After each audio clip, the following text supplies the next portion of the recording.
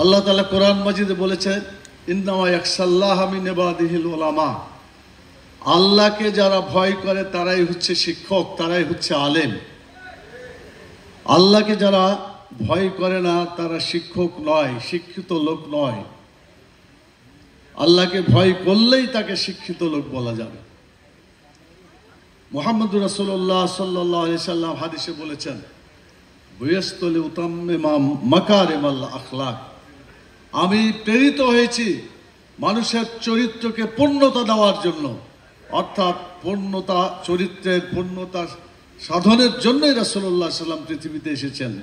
যারা চরিত্রবান হবেন তারাই মানুষ, যাদের চরিত্র নয় তারা মানুষ নয়, তারা অমানুষ।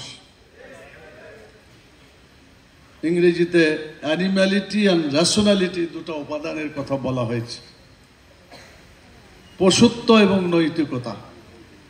যাদের মধ্যে নৈতিকতা থাকবে না এরা পশু হবে। শিক্ষার মাধ্যমে জ্ঞান অর্জন করার মধ্যে যারা নৈতিকতা অর্জন করতে পারে না, যাদের চরিত্র ভালো হয় না, তারা লেখাপড়া শিখতে পারে, তারা শিক্ষিত পশু হিসেবে চিত্রিত আছে সমাজে। এই যারা লেখাপড়া করে সব কিছু তারা জানে এবং শুনে, কিন্তু তারা যখন চরিত্রবান কাজ করে না তখন তারা পশুর চাইতে নিকৃষ্ট কাজ করে। আপনারা বলেন, দেখা মাত্র গুলি করে মানুষকে যে অর্ডারটা দেওয়া হলো, একজন মানুষ আর একজন মানুষকে দেখা মাত্র গুলি করতে হবে, এটা কি কোনো শিক্ষিত লোকের কাজ না অমানুষের কাজ? এটা তাই তো করে গেছে। অথচ কত ডজন ডিগ্রি তিনি নিয়েছেন আপনাদের মনে আছে? অসংখ্য ডিগ্রি অর্জন করেছেন। শেষ পর্যন্ত মানুষকে হত্যা করার নির্দেশ দিয়ে বাংলাদেশ থেকে পালাতে বাধ্য হয়েছে। এজন্য চরিত্র যদি ভালো না হয় তাহলে পৃথিবীতে তার দ্বারা কোনো ভালো কাজ হতে পারে না। ইংরেজিতে একটা কথা আছে, তুমি যদি টাকা হারিয়ে ফেলো, if money is lost nothing lost, if health is lost something is lost, but the character is lost everything is lost.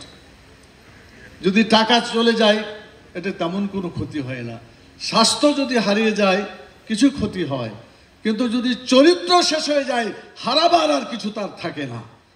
আজকে যারা শিক্ষিতর নামে পশুত্বের কাজ করছে তারা মানুষের কাছে মুখ দেখানোর উপযোগী নয়। কিছুদিন আগে 5ই আগস্টের আগে যারা এই সরকারের, বিদায়ী সরকারের, খনি সরকারের, আমি বলবো এর নাম খনি সরকার বলাইতেই যুক্তিসঙ্গত হবে। কি বলেন আপনারা?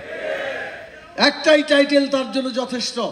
এই খনি সরকার যাদেরকে ক্ষমতায় বসিয়েছে এরা কি মানুষ ছিল না অমানুষ হয়েছে তারা? আজকে তার নির্দেশের কারণে আজকে পুলিশ বাহিনী তাদের নিজের ভাই বোনকে গুলি করেছে, নিজের সন্তানকে গুলি করেছে। কথা ঠিক কিনা? একজন পুলিশ তার ঊর্ধ্বতন কর্মকর্তাকে বলেছিলেন, স্যার একটা ছেলেকে গুলি মারতে কয়টা গুলি খরচ হয়? বলছিল না এটা? তাহলে বোঝা যাচ্ছে যে যারা এইভাবে মানুষ হয়ে লেখাপড়া শিক্ষা করলো কিন্তু মানুষত্ব অর্জন করতে পারলো না, চরিত্র অর্জন করতে পারলো না, তারা মানুষ নামে বিবেচিত হতে পারে না। আমরা এমন শিক্ষা ব্যবস্থা চাই যে শিক্ষা ব্যবস্থায় মানুষ সত্যিকার মানুষে পরিণত হবে।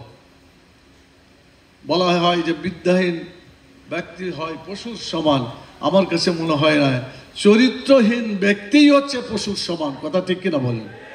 অতএব চরিত্র সৃষ্টি যদি করে সেই শিক্ষা ব্যবস্থা দরকার আছে। চরিত্র যে ব্যবস্থায়, যে শিক্ষা ব্যবস্থায় চরিত্র তৈরি হয় না সেই শিক্ষা ব্যবস্থা বাংলাদেশের জনগণের কোনো প্রয়োজন নাই। আমাদের ট্যাক্সের পয়সা দিয়া চরিত্রহীন মানুষ গড়ার কোনো দরকার আমাদের নেই। সেজন্য যে সরকার বর্তমানে বিদ্যমান আছে, উপদেষ্টা সরকার, তারা অবশ্য এটা করার জন্য যথেষ্ট উপযোগী নয়। জনগণের ভোটে নির্বাচিত সরকার আসলেই সেই দাবিটা পূরণ হওয়ার মতো। আমরা বলবো যুক্তিসঙ্গত সময়ের মধ্যেই বর্তমান উপদেষ্টা সরকার তারা এই সংস্কারমূলকগুলো কাজ করবেন। খুব বেশি সময় নেওয়া ঠিক না, বেশি সময় নিলে মানুষের ক্ষমতার স্বাদ একটা এসে যায়। কথা ঠিক কিনা বলেন? অতীতে দেখা গেছে এই আর্মি বা এই ধরনের শক্তি যখন ক্ষমতায় যায় ক্ষমতার স্বাদ যখন পেয়ে যায় তখন আর ক্ষমতা ছাড়তে চায় না, নতুন নতুন দল তৈরি করে ক্ষমতা আঁকড়ে ধরার চেষ্টা করে। বাংলাদেশের ইতিহাসে ঘটনা আছে না নাই? অতএব আমরা বলতে চাই যে খুব বেশি না, একটা বছরের মধ্যেই অবশ্যই সংস্কার কাজ শেষ করতে হবে এবং এখানে একটা নির্বাচিত সরকার যাতে আসে, কেয়ারটেকার সরকারের অধীনে নিরপেক্ষ নির্বাচনের মাধ্যমে যাতে এখানে নির্বাচন হয়, সেজন্য তাদেরকে চেষ্টা করতে হবে।